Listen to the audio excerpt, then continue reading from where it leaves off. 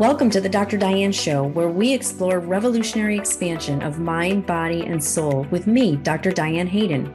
With over 20 years of expertise as a mindset warrior, perspective shifter, and unshakable optimist, I am dedicated to helping you reach your wildest dreams in business, health, performance, and relationships. Learn about the power of thought and how it shapes your life to take risks, change careers, find love, go on adventures, and live passionately with me, Dr. Diane. Get ready for revolutionary ways of thinking, being, and creating an amazing life. The Dr. Diane Show starts now. Hello, everyone. I am Dr. Diane Hayden, and you are listening to the Dr. Diane Show on Transformation Talk Radio. Stay with us for the next hour, where we will explore revolutionary expansion of mind, body, and soul.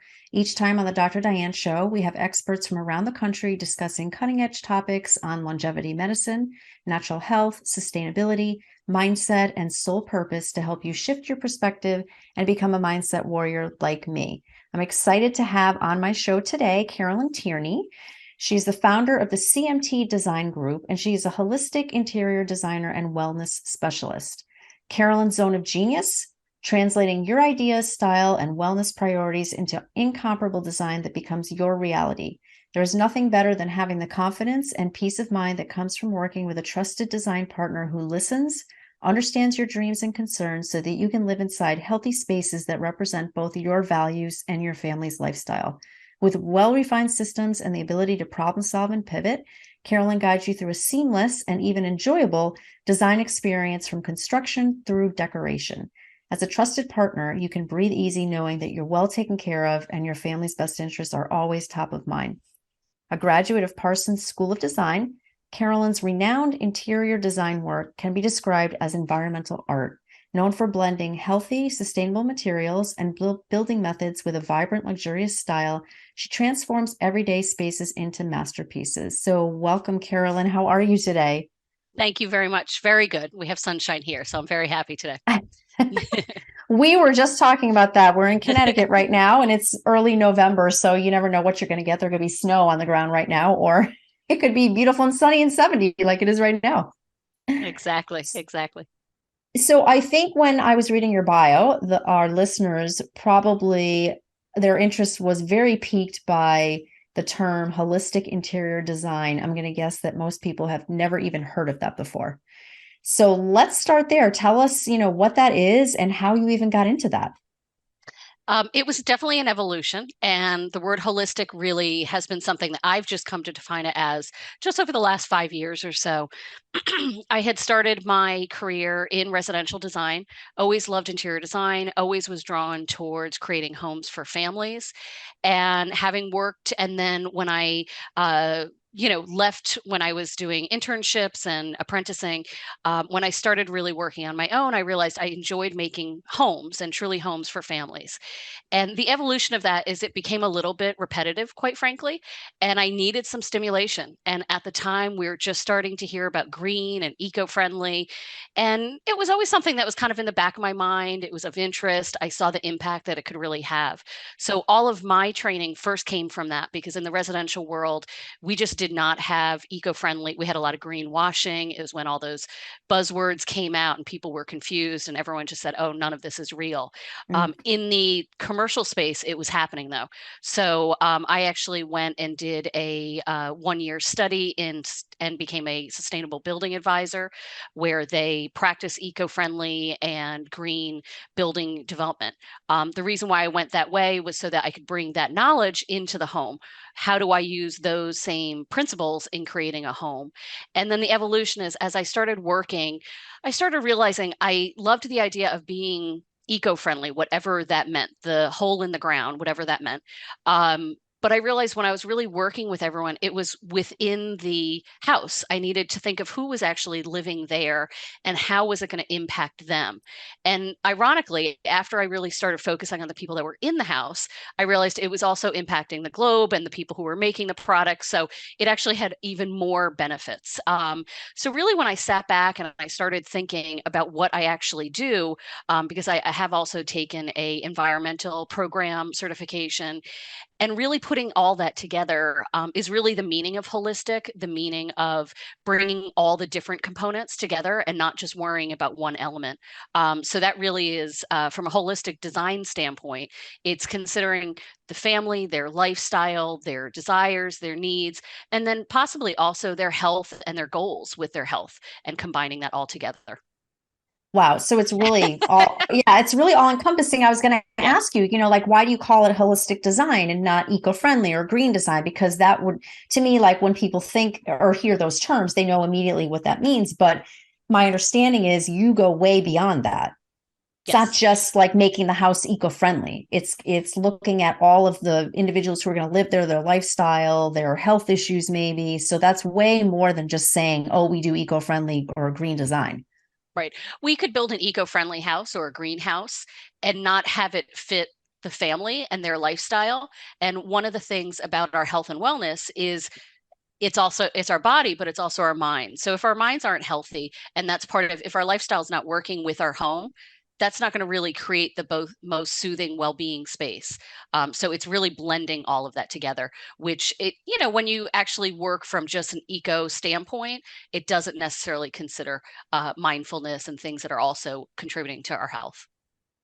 Yeah, that's a great point. And I think, I actually didn't even think of it that way, in terms of just how many other things you pull in to create the space for people versus just, okay, somebody wants to be more sustainable or they want to have, they want to buy certain things that are eco-friendly or that kind of thing. But now it's really, taking all these other aspects of it into consideration and how are the people going to live there, who's going to live there, what kind of health issues might they have.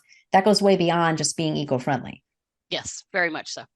And it really can be done. That's the exciting part. I think we have all come home in the last number of years, and we've realized our home should function even at a higher level than we were at before. So, really, it's important to blend those even more so now that we're a little bit more conscious of how we use our home. Yeah, I totally agree with that. And it's funny, it's taken me many years to realize that um I used to be this, well, I still am a very outgoing, sociable person. Like I want to go out and do stuff all the time, Right. kind of. And it used to be, I used to have this feeling that if I didn't go out for a weekend or whatever, like the weekend was wasted. I had to go do something. It didn't necessarily mean like I had to be in a bar or whatever, but I wanted to go out to a new restaurant or I wanted to go, Hmm. drive somewhere or go hiking or whatever, just out of the house. And I kind of finally realized over the last couple of years, whether it was because I was kind of more forced to be in my house, or I really like the place that I'm living in now, that, wow, you know what? It wasn't so much that I like need to go to all these places. It was that I wasn't happy in the space that I was in and I didn't Hmm. want to be there. Yeah. And so that's why I was like, get me out of here. I want to go do something. I've been in the house all weekend. I work from home too. So that's another, like whole aspect of it. You really got to love where you are. So it's interesting we're having this conversation now because I'm like, it's just been one of those aha moments for me. Like, okay, you need to start, spending more time thinking about the kind of space that you want and Yes. making a place where you want to be and relax on the weekend, then feeling like you want to get out of there. Yes, exactly, exactly. And there's pockets. I think we went through a phase where our homes were all these open spaces and open plans, and we all realized we needed spaces to do different things. And whether it be entertaining or taking that moment to yourself or having a more intimate space to be with your family or whatnot. And it's all doable. It just is really kind of, sometimes it's reorganizing. You don't always need a designer, quite frankly. But there's really some beauty in our homes that we've brought out. And I think people are still trying to think of how they're really going to use their home, whether it be a home office, a wellness area in their home, entertaining area, a personal area. There's so many aspects now that we kind of have embraced it. But it's a lot to think about and to process through. Yeah. And I think what's great about you is you do everything from the building, like construction design. So you could work with or would work with someone who's building a house versus, I think in my mind, and maybe this is just incorrect in the way that I think about it. In my mind, when I think of interior design, I think, oh, it's somebody who's already bought a house or designed a house or whatever, and then they bring the interior designer in. It generally is, but the most successful projects are when you have us on the team early. One of the things that, I just recently talked about looking at a beautiful floor plan that was done by an architect, by a wonderful builder. It's all ready to go, but no one talked about some flow on the first floor where they needed a guest residence. And it was an easy fix, but because they were kind of in their minds, architects and builders have a million and one things to think about to make sure that the house stands up. Now it's my job to go in and say, oh, but wait, we also need to have a handicap accessible bathroom, or we want a gym, but also a wellness spa attached to that. So there's a lot of things that go into it that are little details that are absolutely doable, but are very, very expensive if you call late. Yeah. Yeah. No, totally, totally. We have a couple minutes before we have to go to break. So one of the questions I want to ask you is like, what is an aha moment that you had related to, your home and your health? I have two of them. And I didn't realize the first one until I started my environmental and sustainable studies. My brother has severe asthma and had always had it as a child. And he was laying down on my parents' carpet as an adult in his 20s. And he was asleep, taking a nap after, I don't know, we were outside hiking or something. And he started having an asthma attack in his sleep, to the point where it was like he needed actually his medicine, and he just could not breathe. And then years later, probably about 2 years later, I discovered when I was doing all my studies, it was carpet that was all treated with all the stain repellents and all the good stuff that they advertise that's so wonderful and it's going to last forever.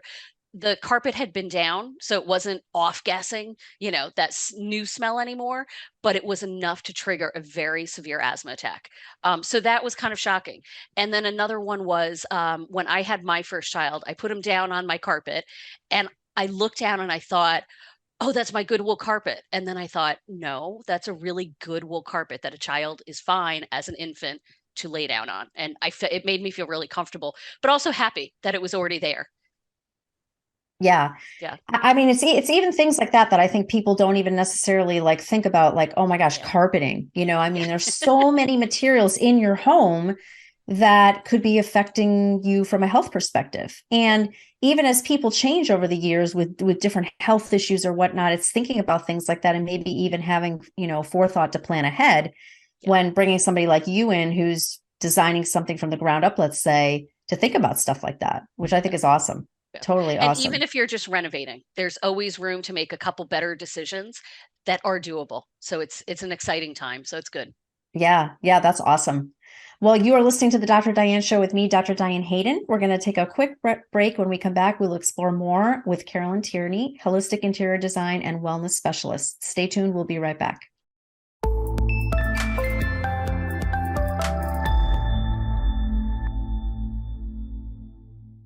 We're back on the Dr. Diane Show with me, Dr. Diane Hayden. Before we continue on, I want to make sure everyone knows how to contact me. You can find me at www.drdianehayden.com. That's DRDIANEHAYDEN.com. Or at either of my two publications, www.naturalnutmeg.com and www.essentialnaples.com. And you can learn more about Carolyn Tierney at www.carolyntierney.com. That's CarolynTierney.com. So welcome back, Carolyn. We're talking about some fascinating stuff related to holistic interior design that I'm sure everyone is excited about, just learning, what we've learned already in terms of, the first part of our segment here. I want to know how you've incorporated some healthy home principles into your own home. Probably the biggest one that was an adjustment, which is actually on my top 3 list, is no shoes in the house. It's amazing what we track in on our shoes. We don't really want to know all the reports of what they actually find on our shoes. In addition to it cuts dust bunnies and all the good stuff, but it really affects how our entrances look or where we're coming in. So it's kind of rethinking and reorganizing that. I've also been a very big proponent of not having any cell phones in bedrooms. I turn off Wi-Fi's at night. I have, again, a charging station in the entrance, which is the farthest away from my family. I have a teenager who's grown up like that, so he knows no better right now. So he is fine leaving his phone on the first floor. But I think for me as a parent, those are the two biggest things. The other way I find that it has crept into our home is really the selection of furniture. It's just a much more conscious, the same way I'm doing it with clients. It's a conscious decision, and it's not based on color or texture or fabric or anything like that. I start from a different I do both at the same time. I start from a different standpoint as far as what do I want to meet? What health need do I want to meet? What level of healthy do I want to meet? And then, I go from there. So that's really interesting when you think about it from a furniture perspective. I'm thinking like, how would I even start as far as like a couch? What do you mean when you say I start with the health aspect of it? Like, let's say we're buying a couch. So when I actually go in and design a home, I always say to people, let's think of our biggest impact. If they come to me wanting health and wellness properties, but kind of say, I've heard about there's better paint or there's better mattresses, but I don't know what else. Sofas, the industry has caught up, which has been exciting for me. It used to be that there were two or three vendors. One of the biggest things, you want a hardwood frame, which is going to give you the durability and the quality. So it's going to be a long-term sofa if you're going to make an investment. This isn't kind of the quick buy and get rid of it in a year. But you're starting to look at what is all inside. What is the fill in the cushions? Has that been chlorinated? Has it been flame retardant? Does it have bleach in it? Does it have synthetic foams that you're going to have different VOCs emanating? One of the things that is very prevalent on upholstery is flame retardants, and flame retardants release into your air every time you sit down. Mm. And that doesn't stop ever.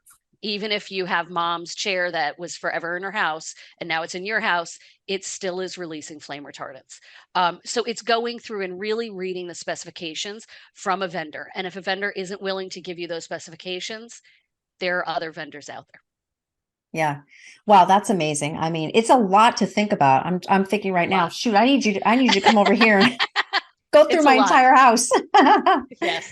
But so let's say we don't want people to be overwhelmed. Maybe one thing you might say is, okay, let's just start with one room. So what's the most important room you think people should focus on to create a healthy environment?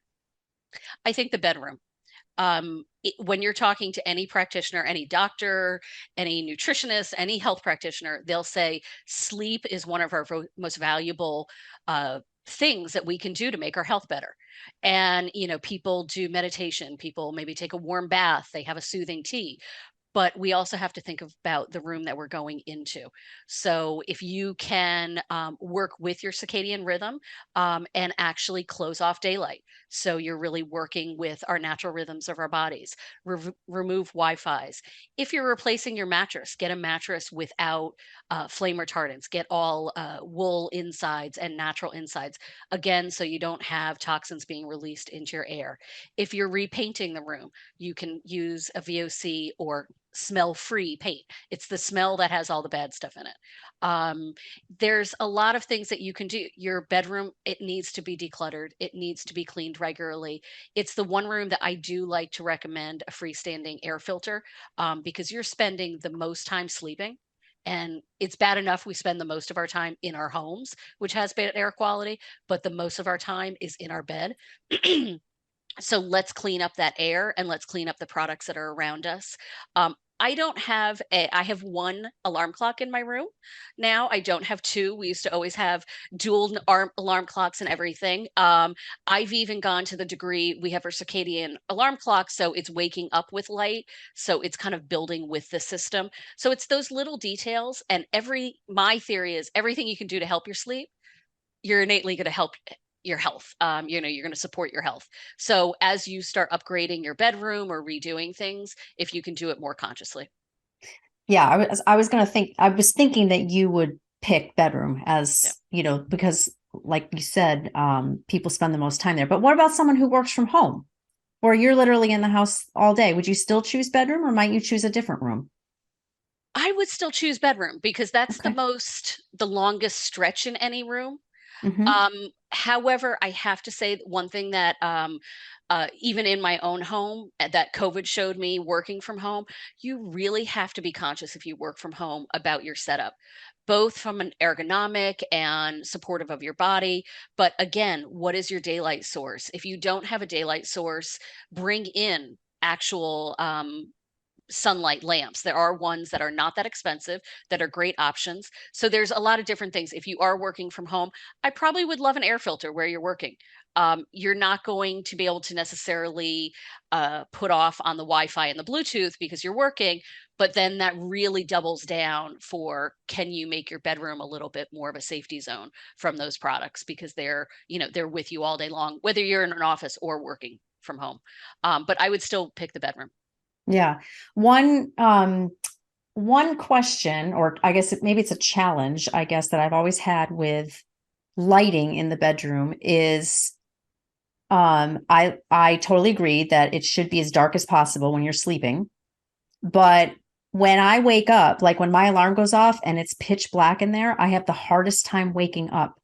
So I tend to want to sleep with the blinds cracked a little bit because I'll wake up naturally when the sunlight comes in. But I know that's probably not the best scenario for getting a good night's sleep, right? If you're actually sleeping okay, I don't think it's a bad scenario because you're not talking about having your shades bright wide open and you want to stay to sleep until 8 o'clock in the morning. If your natural, you know, wake up time is around when sun is coming up, then I think it works because that works with your circadian rhythm. They do have these clocks now that for me, it helps when we're changing seasons. Like right now, I'm waking up and it's dark, Mm. and my little 7-year-old's coming in, and I'm like, oh, honey, it's dark. But at least now it comes up slowly, and all of a sudden you're like, oh, yeah, it's bright out again. But it's really only this clock. So it's a artificial light, but it is actually appropriately scaled to mimic the sun. I too sleep with my blinds cracked because I do like a little bit of that coming in. With my littlest one, I have everything dark. With my teenager who needs a little bit more motivation, I have things cracked also. So I think it really depends on your own sleep patterns. Yeah, so that makes sense. I mean, if you're sleeping fine, then obviously no issues. It would be if somebody's waking up, a bunch of times during the night. Yes. Maybe it's because there's too much light. That's Yeah. personally, but I love the idea of is it an alarm that you said, the circadian alarm, where it actually starts to brighten the room? Yeah, it's not a beautiful, from a design standpoint, it's not the most beautiful clock to have on my nightstand, but it's this, kind of round sun. In the middle, it says the time and it has an alarm clock on it, but around it is a ring of light that comes up and glows like a sun would. Oh, that's really cool. Yeah. That's really cool. But hey, we're talking about how it does, like sometimes you have to not be concerned about exactly the way something looks. It's more about the functionality and the aspect of it being better for you from a health perspective. Yes. But I think that's where you can blend, again from a designer standpoint. Do I love the clock? I don't, but I really like my nightstand and I'm very comfortable with how that looks. So I have to pick and choose. I don't think and it's the same way, maybe you don't buy all organic food or you don't have the availability to having an in-home gym or something like that. I think we have to choose and kind of you know, pick our battles of Right. what we need to make it work for us and then also what is going to improve. Yeah, exactly. Yeah. Exactly. So I guess that's a good question when you're saying picking your battles, are you like the uber green, super mom who lives that way 100% all the time? I am not. I've had moments where I've kind of gone, oh gosh, am I off? Am I really like, I don't understand how people are living because I do so many things extreme. I even checked in with my kids and my husband once after staying at a friend's house, and I was like, do you guys think I push too much, with craziness? And they're like, no, it's okay.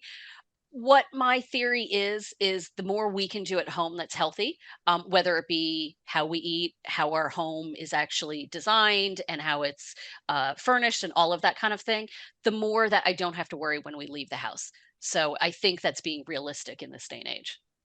Yeah, I agree. And we were talking earlier. I mean, it can be so overwhelming for people, I think. Yes. My mindset has always been I'm going to do the best that I can in any given situation, whether it's in the grocery store, in the restaurant, in this case, organizing my home and buying furniture. I'm always, is it going to be 100% perfect? No, but I'm going to do the best I can and be mindful about it and try to make it as healthy as I possibly can. And that's like That's the it. best you can do, right? I mean, Yeah.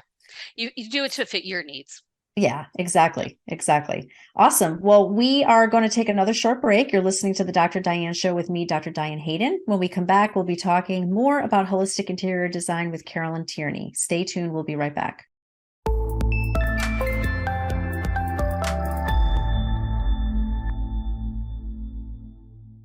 We're back on the Dr. Diane Show with me, Dr. Diane Hayden. I am talking today with Carolyn Tierney. She is a holistic interior design and wellness specialist. You can learn more about Carolyn at www.carolyntierney.com.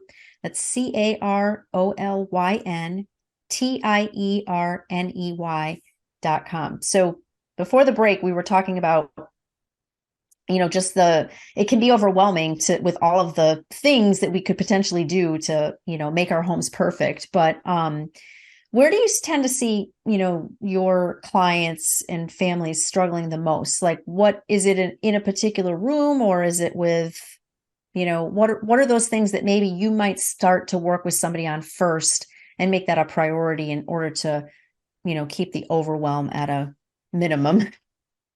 I think if they come to me, they're in the state of overwhelm is generally kind of the state that they come in.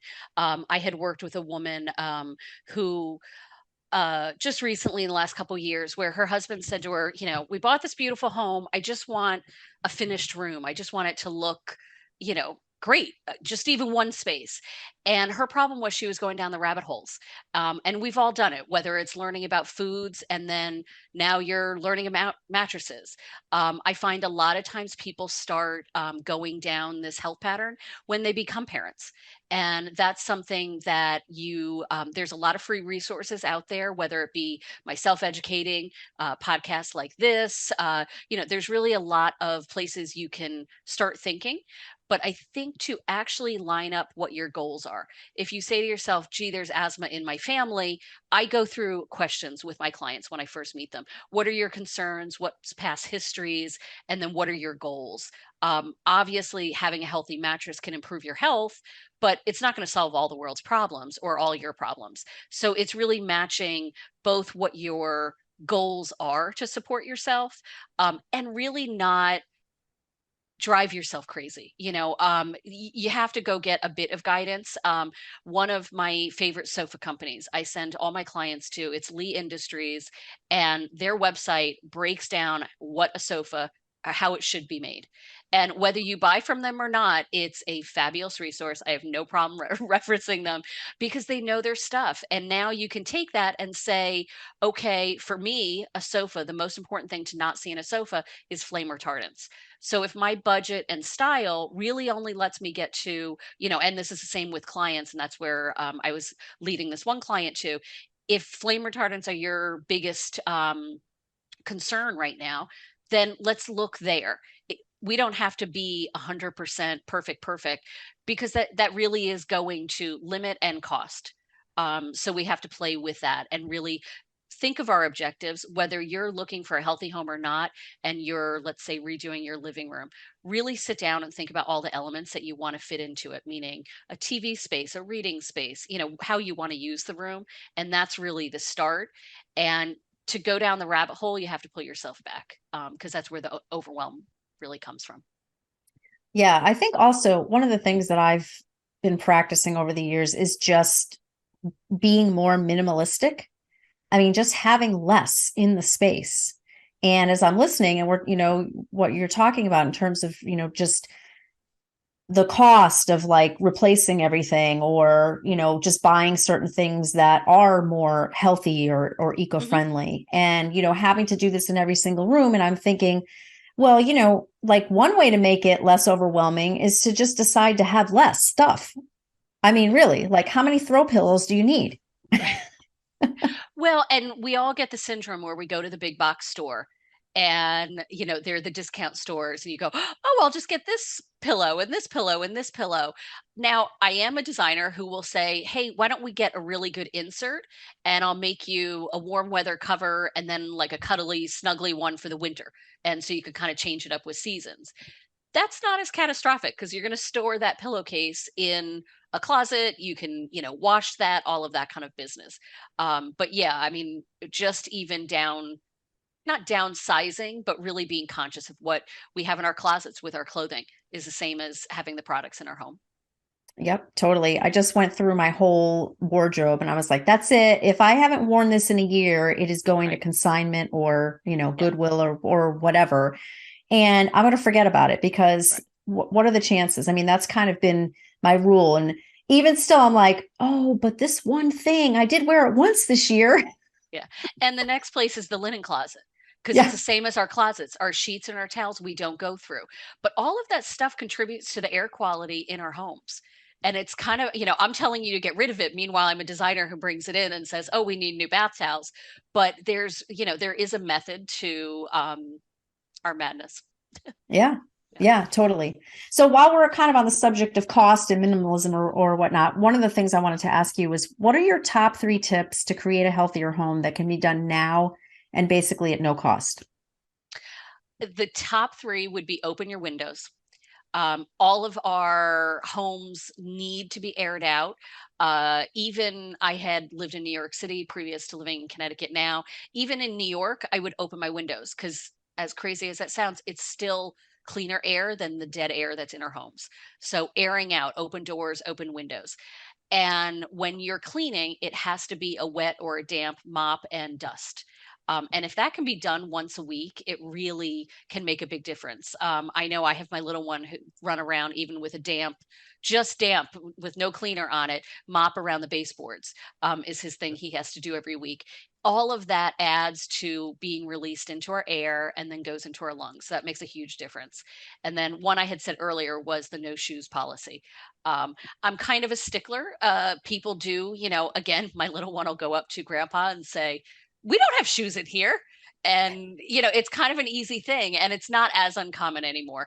And probably the fourth one I should have said is really paring down, having things in your home that make sense and don't cause clutter, which again cause dust and just contribute to the health factor and contribute to our stress factor.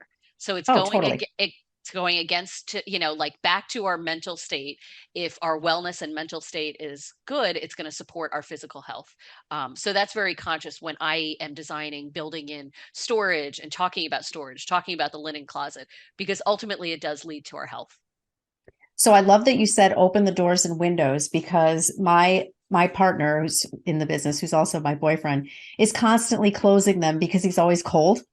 Open, open, open. I'm like, I want those windows open. I don't care if it's like, 45 degrees out in the morning or whatever, because I just love the smell of that fresh air. I want them open, all the time. So I have them open all the time.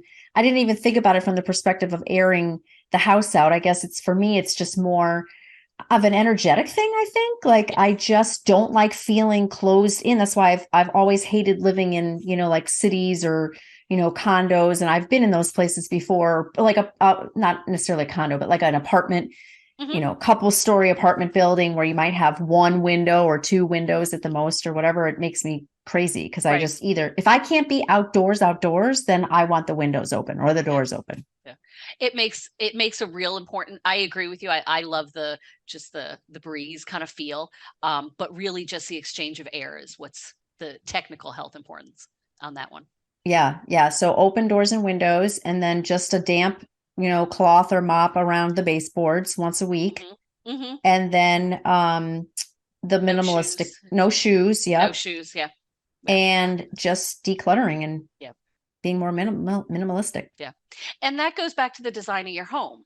If you're a book collector, there are solutions for that, but there are solutions that aren't going to contribute to, ruining the air and all of that kind of thing. So that's where the design and decoration comes in, the standpoint there. Right. Exactly. Exactly. So what principles, we mentioned earlier a little bit about, just more people being at home because of the pandemic. What are the principles that you think have changed for people and even for you as a designer since that? And how do you, make a positive impact on it or just, incorporate more healthy practices? One would be the access to the house. In an ideal world, we all have two accesses. Again, when I lived in New York City, I had one access, so that it wasn't overly easy to do it. But now being in a house, I do have two different accesses. It's creating, I mean, the ideal, I used to call it with my husband, is the COVID entrance, which now I've just realized is just a really convenient place that, we started having the Pinterest storage, hooks for each kid's backpack and things like that. But let's take it to that next level. Let's put in a sink where people can come in and wash their hands, or leave packages if you're not going to open things right away. Instead of bringing your package right inside and putting it on your dining table that's been out and about in all of the, hubs and gotten germs on it and things like that, let's put it into a place where we have enough space to open it without having to bring every piece of dirt and piece of everything into our house. I think that's a big difference. And then to go back to an earlier comment, it would be the home office. I think we all need some sort of workspace.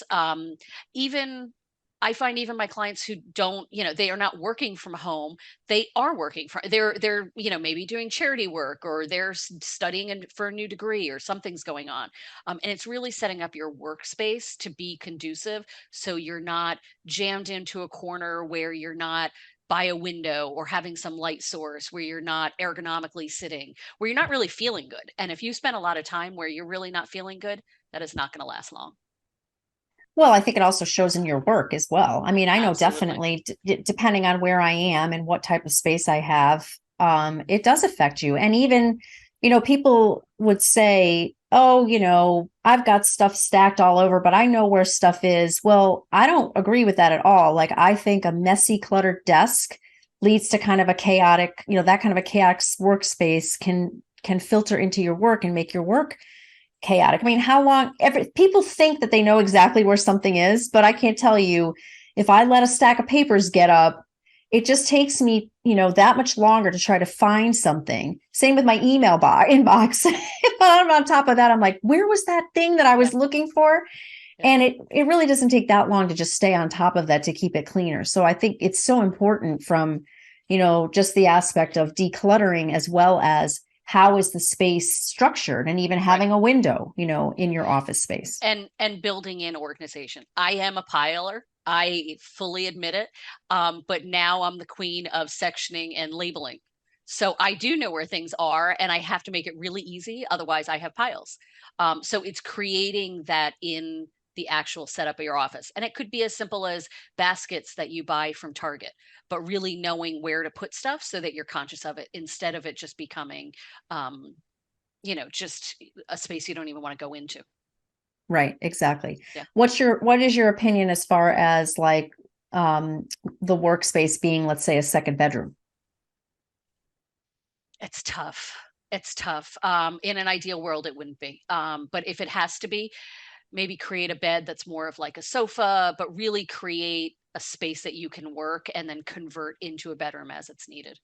Right. Yeah. Or maybe like a day bed or a futon or Yes, something that can exactly. can serve two purposes. It's kind of a couch and then it can also be, Yeah. pulled out or whatever. As long as you're not working next to your bed. And again, this is something early on in my career I was guilty of. And that's the worst scenario. I remember turning over going, oh, I don't want to get up, because Yeah. your office is right there. So that would be my only thing. Work at the dining table, work at the kitchen counter, work somewhere else than your bedroom. Right, right. So it can Yep. be a second bedroom as long as you sleep Yep. in the master bedroom. Yes. Yeah. Awesome. Well, we're going to take another quick break. You're listening to the Dr. Diane Show with me, Dr. Diane Hayden. When we come back, we'll be talking more about holistic interior design with Carolyn Tierney. Stay tuned. We'll be right back.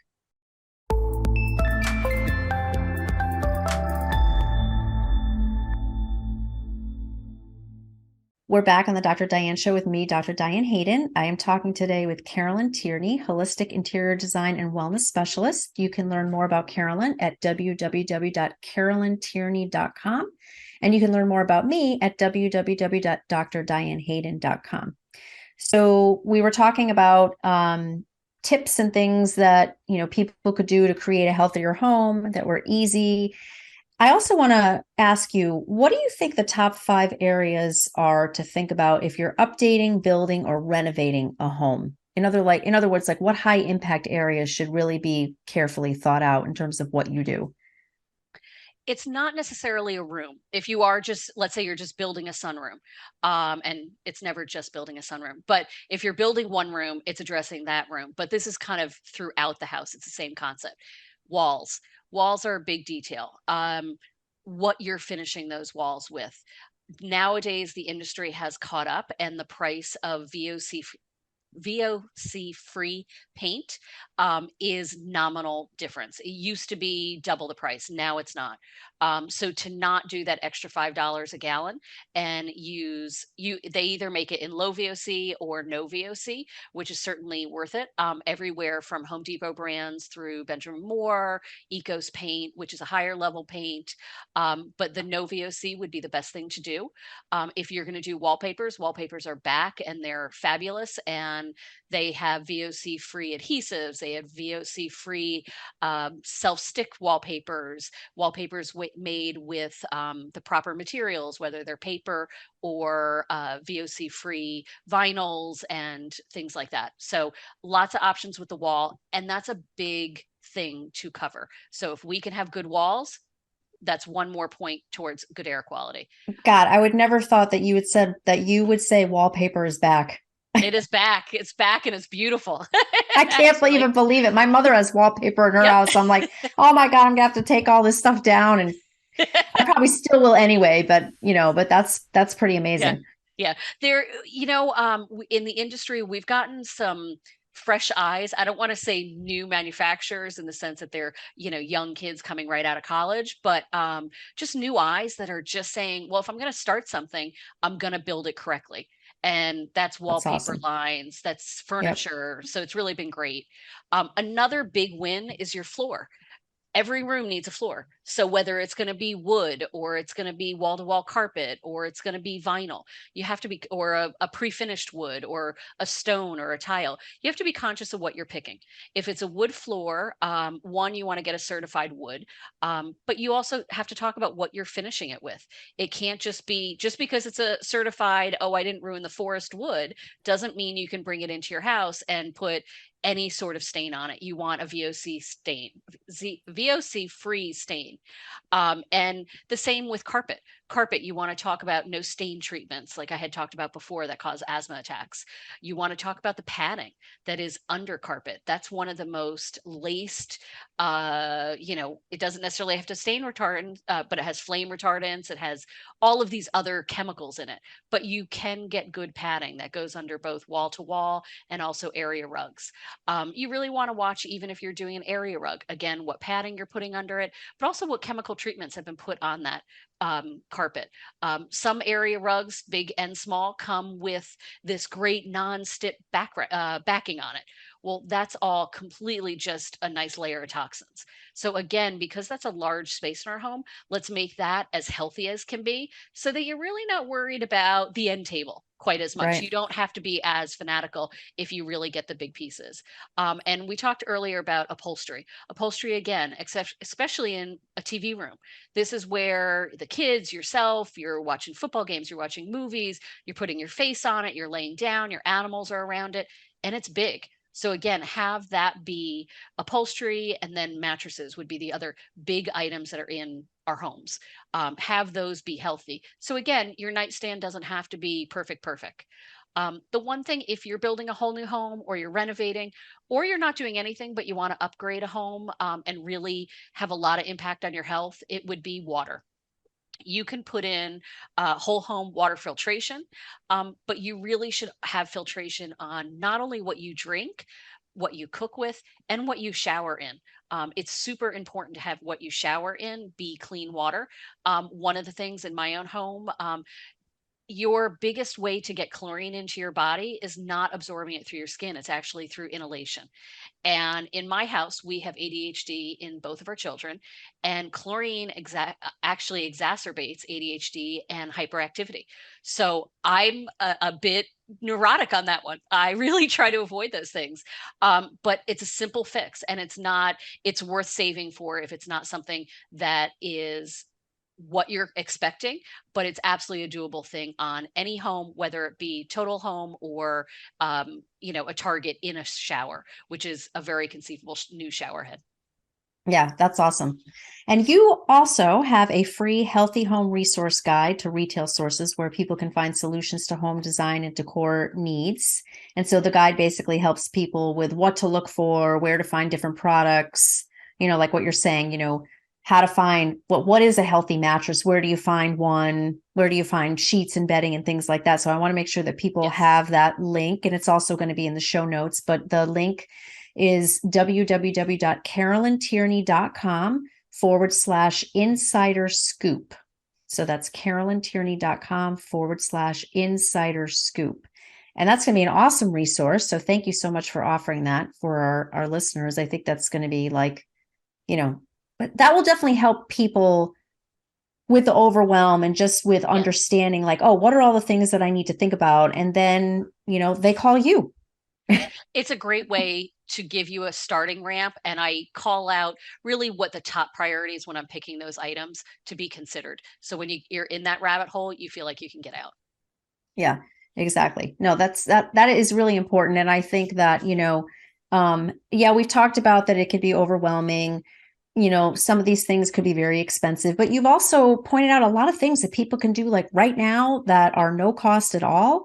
And even just to have a conversation with you, to find out what am I really going to need? I love how you kind of broke down, you could look at the walls or the floors or the upholstery, those bigger things. Water, that's going to be, a much more major investment depending on what type of home that they have and what they want to do with that. But there are definitely things that people can do very inexpensively. And then you can help them figure out what are one or maybe two things that we want to focus on, whether it's the wall or upholstery, a particular room in the house, or, one walls would, let's say, be throughout the house, but one area. Right.